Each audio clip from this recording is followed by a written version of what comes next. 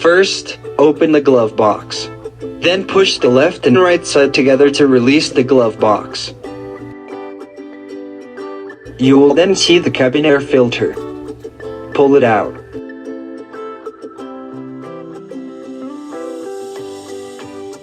This cabin air filter has been used for 2 years. There are pollens, leaves, and numerous invisible dirt. It's already black. When I first saw it, I thought it is an activated carbon layer. Actually, the original color is like this.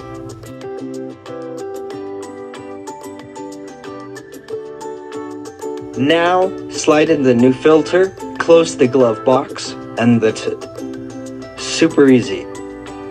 Visit our website to order your filters today at www.freshenopt.ca.